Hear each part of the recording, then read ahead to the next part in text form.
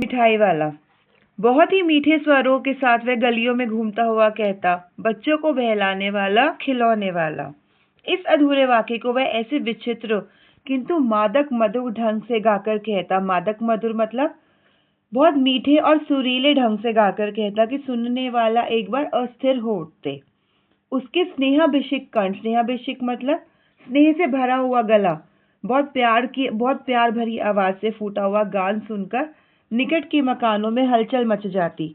छोटे छोटे बच्चों को अपनी गोद में लिए युवतियां चिक्कू को उठाकर छज्जों पर नीचे झांकने लगती। गलियों और उनके अंतर्व्यापी छोटे छोटे उद्यान मीन्स खेत, पार्क में खेलते और इठलाते हुए बच्चों का झुंड उसे घेर लेता और तब वह खिलौने वाला वहीं बैठकर खिलौनों की पेटी खोल देता। बच्चे खिलौने देखकर पुलकित हो उठते, मीन्स खुश हो उठते। वे पैसे लाकर खिलौने का मोल भाव करने लगते। पूछते, इचका दाम क्या है? और इचका। खिलौने वाला बच्चों को देखता और उनकी नन्ही नन्ही उंगलियों से पैसे ले लेता और बच्चों की इच्छा अनुसार उन्हें खिलौने दे देता। खिलौने लेकर फिर बच्चे उछलने कूदने लगते और तब फिर खिलौने वाला उसी प्रकार गाकर कहता, बच्चों को बहलाने वाला, खिलौने वाला। सागर की हिलोर की भांति उसका ये मादक गान गली भर के मकानों में इस ओर से उस ओर तक लहराता हुआ पहुंचता और खिलौने वाला आगे बढ़ जाता। राय विजय बहादुर के बच्चे भी एक दिन खिलौने लेकर घर आए। वे दो बच्चे थे, चुन्नू और मुन्नू। चुन्नू जब खिलौने ले आया तो बोला, मेरा गोला कैसा चुंदल है। मुन्नू बोला, और देखो मेरा कैसा चुंदल है। दोनों अपने हाथी घोड़े लेकर घर भर में उछलने लगे। इन बच्चों की माँ रोहिणी कुछ देर तक खड़े खड़े उनका खेल निरखती रही। अंत में दोनों बच्चों को बुलाकर उसने पूछा, अरे ओ चुन्नू मुन्नू, ये खिलौने तुमने कितने में लिए हैं? मुन्नू बोला, 2 पैसे में। खिलौने वाला दे गया है। रोहिणी सोचने लगी, इतने सस्ते कैसे दे गया है ये तो वही जाने, लेकिन दे तो गया ही है, इतना तो निश्चय है। एक जरा सी बात ठहरी। रोहिणी अपने काम में लग गई। फिर कभी उसे इस पर विचार करने की आवश्यकता ही भला क्यों पड़ती। 6 महीने बाद नगर भर में 2-4 दिनों से एक मुरली वाले के आने का समाचार फैल गया। लोग कहने लगे, भाई वाह, मुरली बजाने में वह एक ही उस्ताद है। मुरली बजाकर गाना सुनाकर वह मुरली बेचता भी है, सो भी 2-2 पैसे में। भला इसमें उसे क्या मिलता होगा? मेहनत भी तो ना आती होगी। एक व्यक्ति ने पूछ लिया, कैसा है वह मुरली वाला? मैंने तो उसे नहीं देखा। उत्तर मिला, उम्र तो उसकी अभी अधिक न होगी, यही 30-32 का होगा।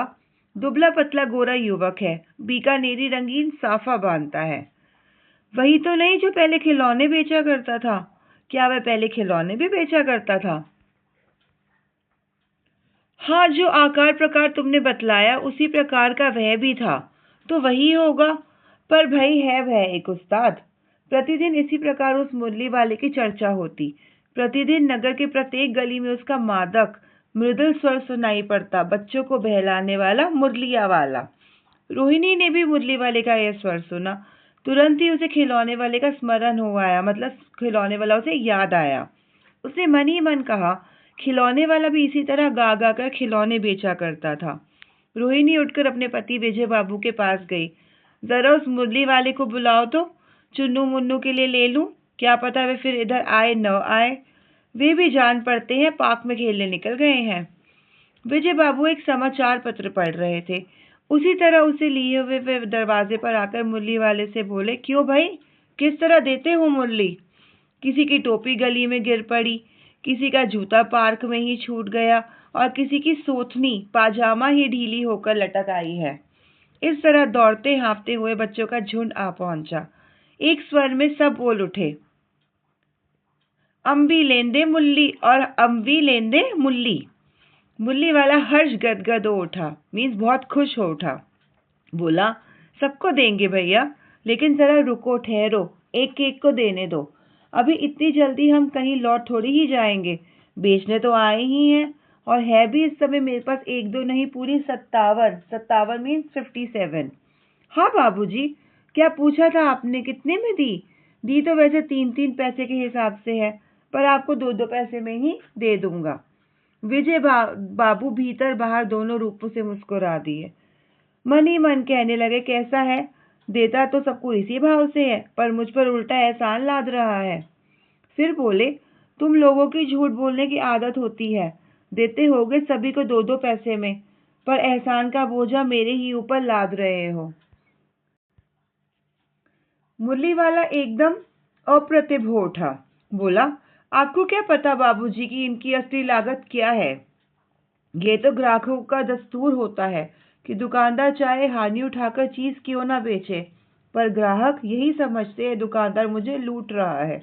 आप भले काहे को विश्वास करेंगे, लेकिन सच पूछिए तो बाबूजी, असली दाम 2 ही पैसा है। आप कहीं से 2 पैसे में ये मूल्य नहीं पा सकते।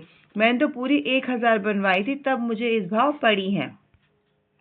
विजय बाबू बोले, अच्छा मुझे ज्यादा वक्त नहीं, जल्दी से 2 ठो निकाल दो।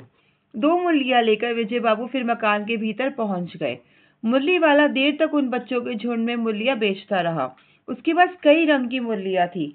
बच्चे जो रंग पसंद करते, मुरली वाला उसी रंग की मूली निकाल देता। यह बड़ी अच्छी मुरली है, तुम यही ले लो बाबू। राजा बाबू, तुम्हारे लायक तो बस यह है। हाँ भैया, तुमको वही देंगे, ये लो। तुमको वैसी ना चाहिए? ये नारंगी रंग की? अच्छा वही लो। ले आए पैसे? अच्छा ये लो, तुम्हारे लिए मैंने पहले से ही ये निकाल रखी है। तुमको पैसे नहीं मिले? तुमने अम्मा से ठीक तरह मांगे ना होंगे। धोती पकड़कर पैरों से लिपटकर अम्मा से पैसे मांगे जाते हैं बाबू। हाँ फिर जाओ, अब की बार मिल जाएंगे। दुअन्नी है तो क्या हुआ, ये लो पैसे वापस लो। ठीक हो गया ना हिसाब? मिल गए पैसे? देखो मैंने तरकीब बताई। अब तो किसी को नहीं लेना है, सब ले चुके। तुम्हारी माँ के पास पैसे नहीं है। अच्छा तुम भी ये लो। अच्छा तो अब मैं चलता हूँ। इस तरह मुरली वाला फिर आगे बढ़ गया। आज अपने मकान में बैठी हुई रोहिणी मुरली वाले की सारी बातें सुनती रही। आज भी उसने अनुभव किया, बच्चों के साथ इतने प्यार से बातें करने वाला फेरी वाला पहले कभी नहीं आया। फिर वह सौदा भी कैसा सस्ता बेचता है, भला आदमी जान पड़ता है। समय की बात है, जो बेचारा इस तरह मारा मारा फिरता है, पेट जो ना कराए सो थोड़ा। इस समय मुरली वाले का शीन स्वर दूसरी निकट की गली से सुनाई पड़ा। शीन मतलब हल्का स्वर, बच्चों को बहलाने वाला, मुरलिया वाला।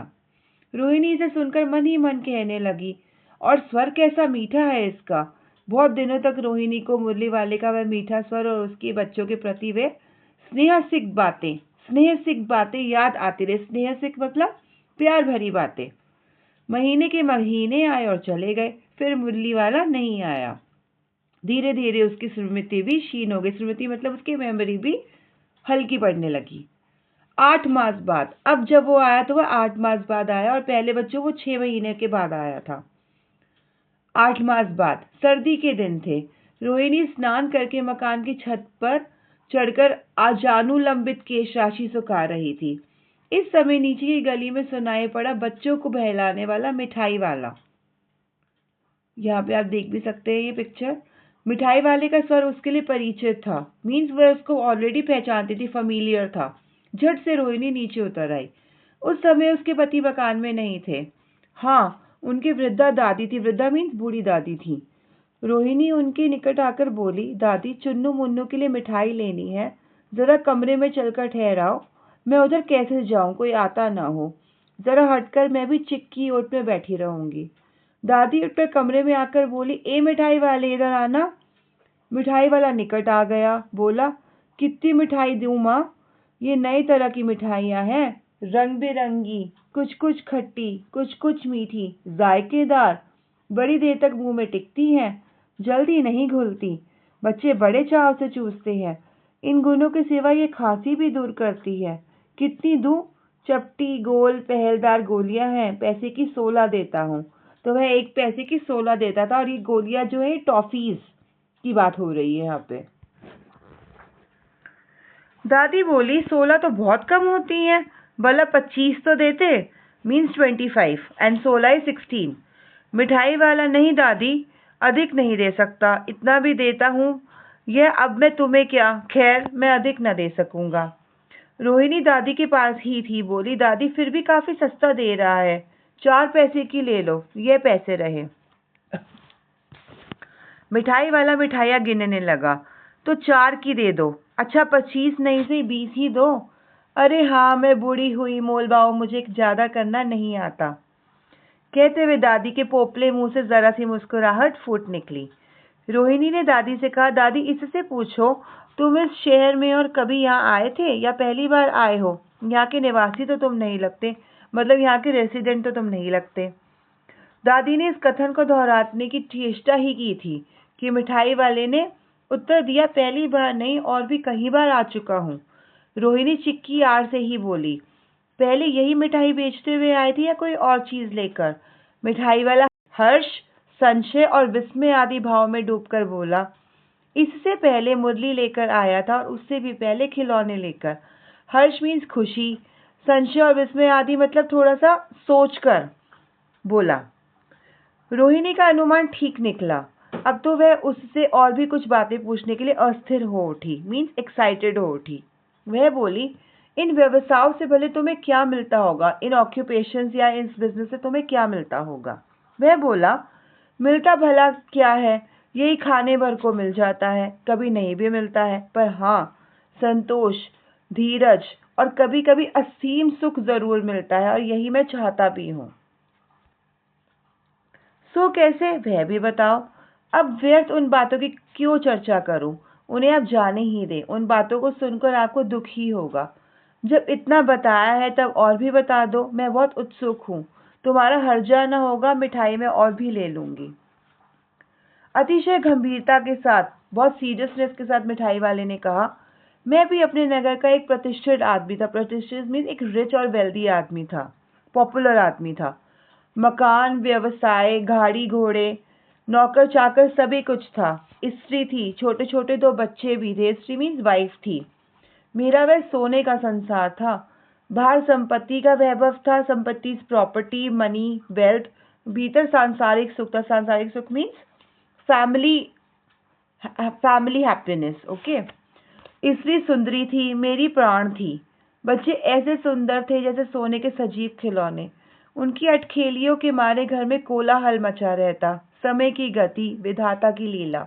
अब कोई नहीं है। दादी प्राण निकाले ही नहीं निकले, इसलिए अपने उन बच्चों की खोज में निकला हूँ। वे सब अंत में होंगे तो यहीं कहीं, आखिर कहीं ना जन्मे ही होंगे। उस तरह रहता, घुल घुल कर मरता। इस तरह सुख संतोष के साथ मरूंगा।